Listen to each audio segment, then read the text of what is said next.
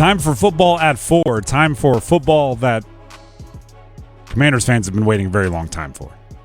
Dennis was just telling me during the commercial break it's your brother-in-law? Yeah, my brother-in-law and my dad. Massive Commanders fans. They've dubbed today Commanders Day? Yes, today is officially Commanders Day for them. I guarantee you my brother-in-law is probably actually walking through this house right now just playing this. He's painting right now. He and my dad, I guarantee you this is exactly what they're listening to. They're celebrating the day today. On loop. Yes, on loop. The reason why that's funny is because the NFL was specific in that today there's going to be a special meeting, a special league meeting to hopefully approve the new ownership for the Commanders, but they were vague enough to not give a time. Of course. So Commanders fans are just pins and needles, just waiting, right? The assumption is it's going to happen. Well, you know, Commanders fans are also thinking, like, you know what? He would find a way. Exactly. He's still be the owner of this team. He's going to ruin this at the last second. Exactly, because that's all we've known since 1999 when that guy's taken over. That's what they're saying. I think it was 1999 and a half. There was 4 or 5 months where they thought, local guy, this Dan Snyder, he's local, he's fresh energy, it's new, it's going to be great. About 99 and a half. Pre-Y2K, they were like, oh, man, uh-oh. Never the same. This century. The thing is, whenever the news does come out, and I expect it's going to come out that the other owners have approved the new ownership, Dan Snyder will be gone. And that right there, like if we just stopped the conversation, that right there would probably be enough to have Commanders fans riding high for a while.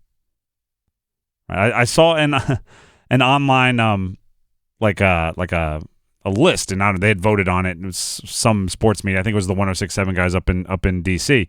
Saw a listing where they ranked the best non-game days in Washington, D.C. sports history. So, like, the best days, obviously, like, winning the Super Bowl would have been number one, or winning the Stanley Cup would have been or the World Series. But they said, like, not a game day. They had things like the day the Expos were relocated to Washington. Became the Nationals. The day the Capitals drafted Alex Ovechkin was up there. They had all of these kind of like, around gameplay days that were ranked, and number one was today. Number one really was the day that Dan Snyder is gone. Not when John Riggins broke a big 4th down run against the Dolphins. Well, it was non-gameplay. Oh, it was non-gameplay. Okay, so yes, like the Super Bowl, the World Series, the Stanley Cup would have obviously. Okay. Have the Wizards ever won? Nope. Previous iterations were Bullets. I don't know. You have to go back decades, centuries even. But of all the other days, they said today was number one. So the celebration is going to happen regardless because, I've voiced some concerns about the way Josh Harris has managed some of the teams that he owns. But the number one thing for Washington fans right now isn't that Josh Harris is great. It's that Josh Harris is not Dan Snyder, right? Like, he should have a business card that says Josh Harris, owner or majority owner, Washington Commanders, Philadelphia 76ers, New Jersey Devils, not Dan Snyder. And that would be enough to not pay for a beer in Washington, D.C. in a very long time. However, I want to let everybody know, Dan Snyder was also a little bit of a blame meat shield.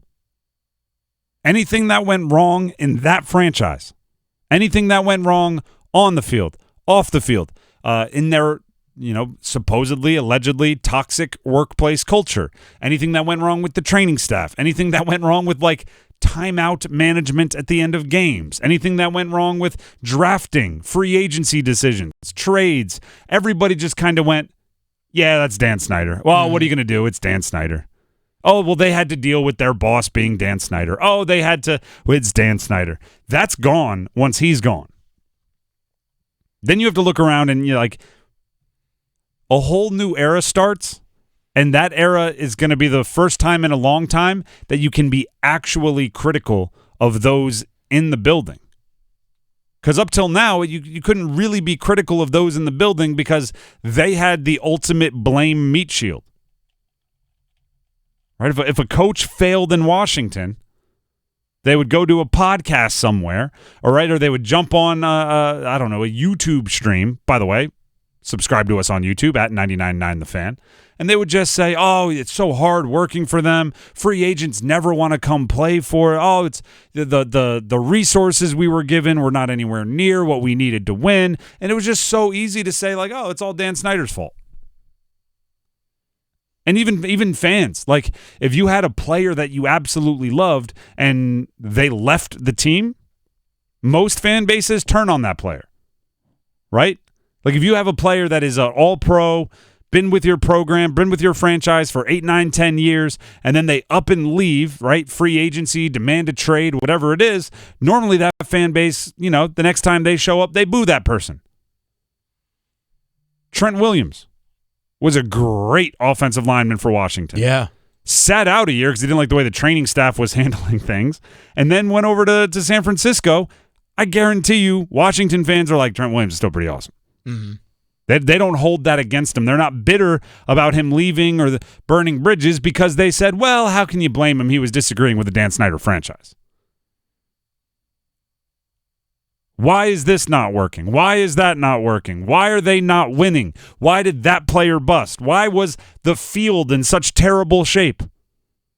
So guys were blowing out their knees in playoff games. Why did when Jalen Hurts walked by, why did that railing collapse and fans tumble on top of him? Right? All of these questions up until now were answered with Dan Snyder. Mm-hmm. As of tomorrow, assuming we get the news that everybody is very, very confident we are going to get, as of tomorrow, we're going to need real answers to those questions. Yeah. If you're not winning, why? You can't just say because of Dan Snyder. It's the lingering effects of Dan Snyder. See? That you got that for a year. I was going to say, there's probably some wake left in the past. Yeah, exactly. There's the ripple effect. A year or two. Yeah. But then you're going to have real answers, mm-hmm. right? Then you're going to have like actual tangible reasons for why things aren't going well, if they're going well, or if they're not going well. And you can't blame Snyder forever. Although I'm sure some still will, even if they're like, no, I need the coach to do better. But also 15 years ago, Dan Snyder was our owner, so I'm putting a little bit on him.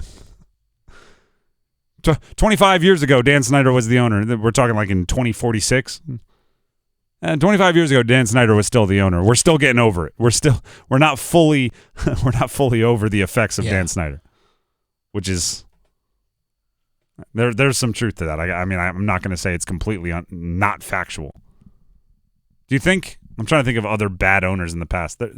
Really, the bad owners hang on for a long time. They really do.